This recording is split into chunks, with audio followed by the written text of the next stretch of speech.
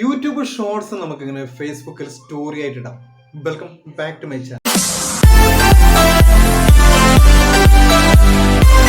അതെ, YouTube shorts എങ്ങനെയാണ് നമുക്ക് ഫേസ്ബുക്കിൽ സ്റ്റോറി ആയിട്ട് ഇടാൻ പറ്റും. ഇതിലുള്ള ഗുണം എന്താണെന്ന് വെച്ചാൽ നമുക്ക് ഒരുപാട് വ്യൂസ് നമുക്ക് ഇതിലൂടെ നേടിയെടുക്കാൻ പറ്റും. കാരണം ഷോർട്സ് ഫേസ്ബുക്ക് സ്റ്റോറി ആയിട്ടാണ് നമ്മൾ ഇടാൻ പോകുന്നത്.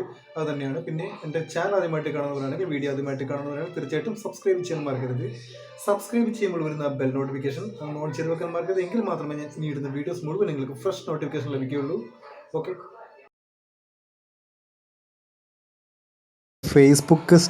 ഫേസ്ബുക്ക് സ്റ്റോറി ആയിട്ട് നമുക്ക് എങ്ങനെയാണ് ഇടാൻ പറ്റുന്നത്. അപ്പോൾ നമ്മളിങ്ങനെയൊക്കെ ചെയ്യുമ്പോൾ നമുക്ക് ഒരുപാട് വ്യൂസ് കിട്ടാൻ സാധ്യതയുണ്ട്.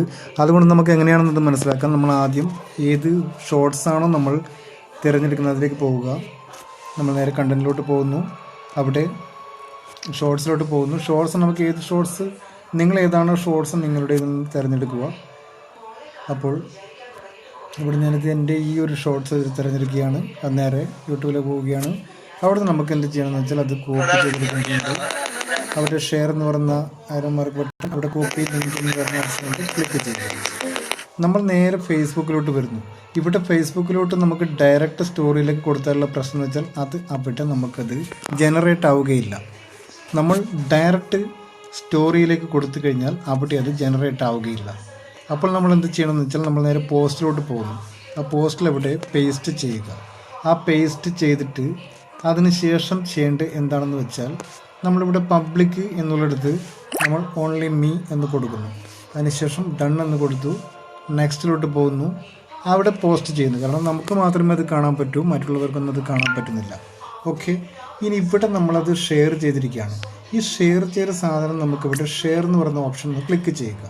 അവിടെ നമുക്ക് താഴത്തോട്ട് നോക്കിയാൽ ഒരുപാട് ഓപ്ഷൻ ഉണ്ട്. Message, group, your story. അവിടെ നമ്മൾ ചെയ്യേണ്ടത് യുവർ സ്റ്റോറി എന്ന് പറയുന്നുള്ള ആ ഒരു സംഭവത്തിൽ നമ്മൾ ക്ലിക്ക് ചെയ്യുന്നു. ഇപ്പോൾ അത് ജനറേറ്റ് ആയിട്ട് വരും അവിടെ. ഇപ്പോൾ ഡയറക്റ്റ് മറ്റുള്ളവർക്ക് ക്ലിക്ക് ചെയ്ത് കഴിഞ്ഞാൽ അതിലേക്ക് ഡയറക്റ്റ് നമ്മുടെ യൂട്യൂബിലുള്ള ആ വീഡിയോയിലോട്ട് പോകുന്നതായിരിക്കും. അപ്പോൾ അത്രയേ ഉള്ളൂ. വീഡിയോ ഷെയർ എന്ന് പറയുന്ന ഓപ്ഷൻ ഒന്ന് ക്ലിക്ക് ചെയ്യുക. അപ്പോൾ അത് സ്റ്റോറിയിൽ ഷെയർ ആയിട്ടുണ്ട്.